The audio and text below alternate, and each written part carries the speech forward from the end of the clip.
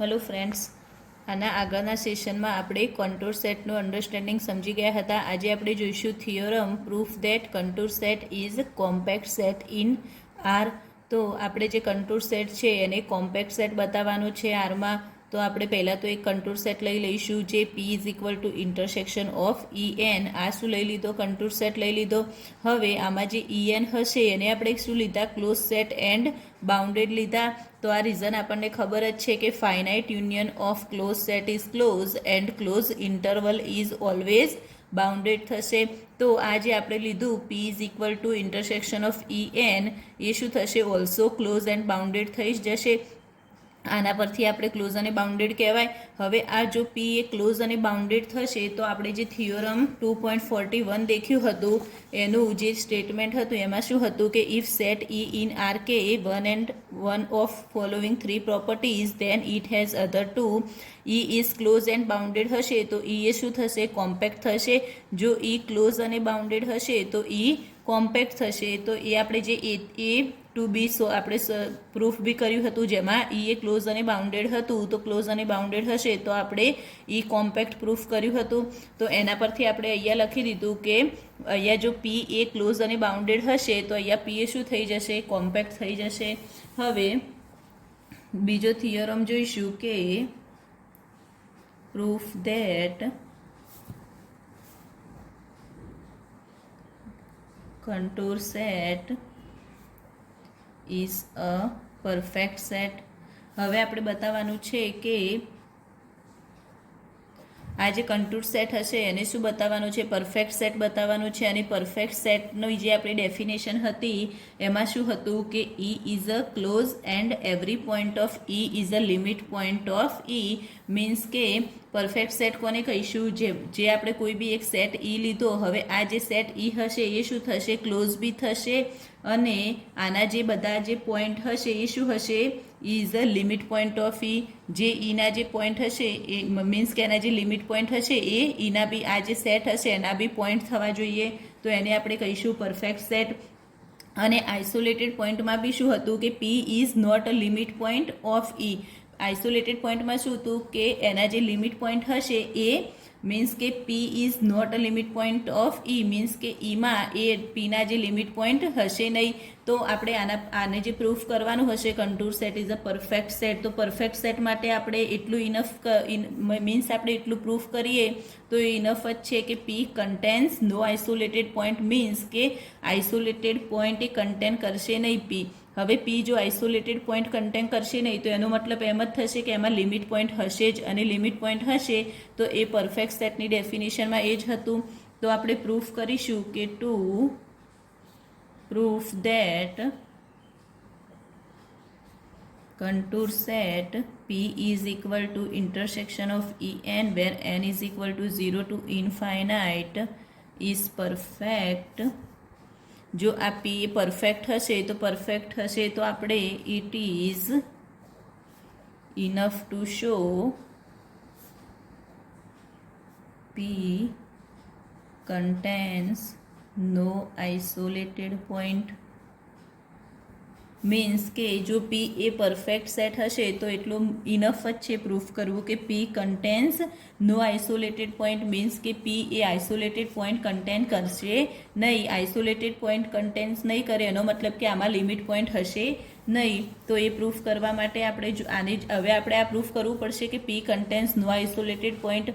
તો એ પ્રૂફ કરવા માટે આપણે જોઈશું કે ટુ પ્રૂફ ધીસ એક પોઈન્ટ લઈશું Pમાં. તો હું લઈશ એક element x belongs to P અને P એ શું છે? Intersection of En and let S be any segment containing x.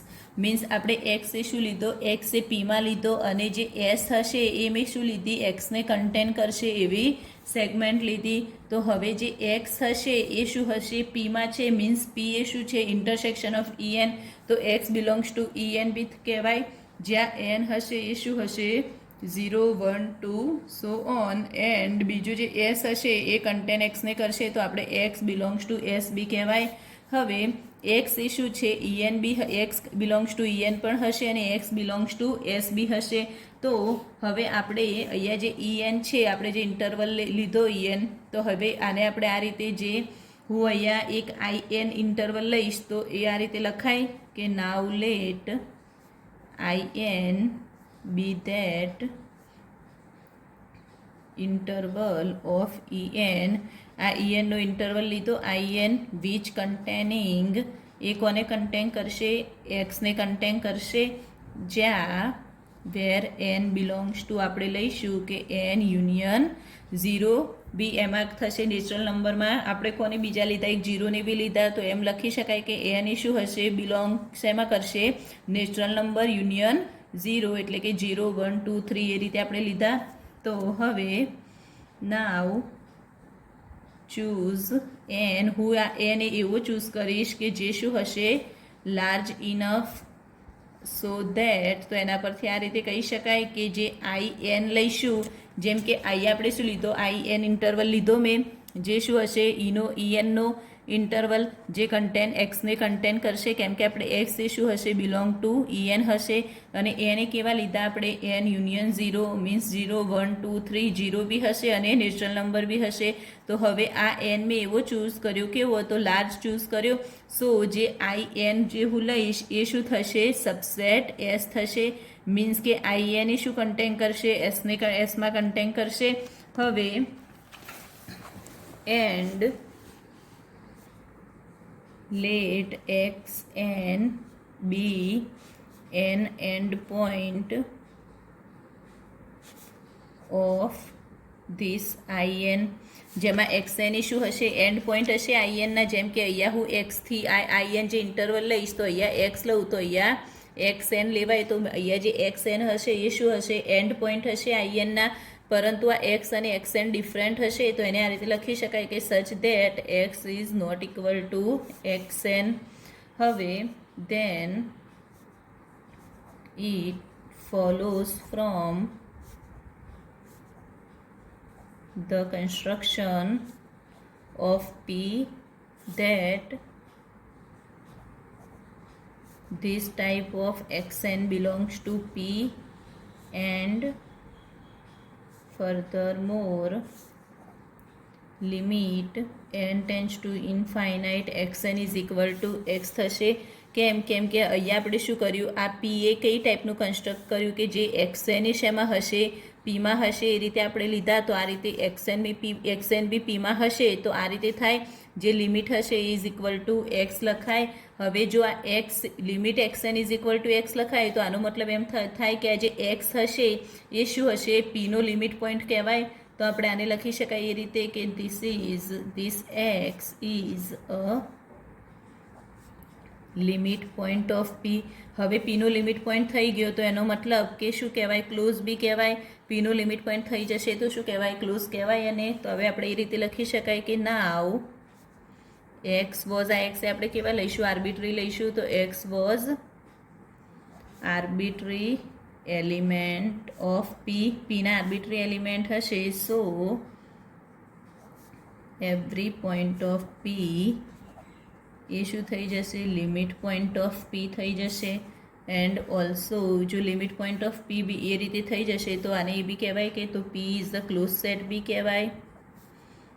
અને જો ક્લોઝ સેટ હશે અને P એ લિમિટ પોઈન્ટ ઓફ P પણ હશે, તો પરફેક્ટ સેટ બી કહેવાય. કેમ કે પરફેક્ટ સેટની ડેફિનેશનમાં હતું કે P એ શું હશે, ક્લોઝ સેટ બી હશે અને P is the limit point of P થાય. તો આના પરથી એમ બી કહી શકાય કે hence P is a perfect set. તો હવે આપણે પ્રૂફ થઈ ગયો થિયરમ. જે કન્ટુર સેટ એટલે કે આપણે જે અહીંયા P લીધો, કન્ટુર સેટમાં P લીધો, એને પરફેક્ટ સેટ પ્રૂફ કરવાનું હતું, તો થઈ ગયો. તો આપણે એમાં શું જોયું, તો પહેલાં P is a perfect proof કરવાનું હતું. એના માટે આપણે શું લીધું કે P contains no isolated point. કેમ કે આઇસોલેટેડ પોઈન્ટની ડેફિનેશન શું હતી કે આઇસોલેટેડ પોઈન્ટમાં શું થવું જોઈએ, તો એ લિમિટ પોઈન્ટ કન્ટેન કરવા જોઈએ નહીં. મીન્સ કે P is not a limit point of E, તો એને કહેવાય આઇસોલેટેડ પોઈન્ટ.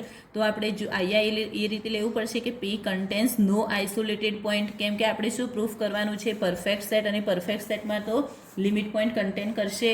તો હવે આના માટે આપણે એક્સ એ પીમાં લીધો, જેમ કે પી એ શું છે? ઇન્ટરસેક્શન ઓફ ઈ એન, તો આપણે પીમાં એક એલિમેન્ટ એક્સ લીધો, અને બીજું શું લીધું કે એક એસ એવી સેગમેન્ટ લીધી એક્સ જે કન્ટેન શું કરશે?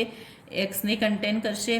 તો એક્સ એ ઈએનમાં બી હશે અને એક્સ એ બિલોંગ કરશે એસમાં બી. હવે એક ઇન્ટરવલ જે આઈ એન લઈશું કે જે શું હશે? ધેટ ઇન્ટરવલ ઓફ ઈએનનો ઇન્ટરવલ હશે જે કન્ટેન એક્સને કરશે, અને જેમાં એને આપણે કેવું ચૂઝ કરીશું? જે લાર્જ ચૂઝ કરીશું, તો એ I N a subset S થશે, અને જે એક્સએન હશે એ એન્ડ પોઈન્ટ થશે આઈએનનો, કેમ કે આઈએન આપણે જે ઇન્ટરવલ લઈશું એમાં આ એક્સ અહીંયા લઈએ અને એક્સએન એનો એન્ડ પોઈન્ટ થાય, તો એક્સ અને એક્સએન ઇક્વલ તો નહીં હોય, તો આ રીતે લખાય એક્સ નોટ ઇક્વલ ટુ એક્સએન.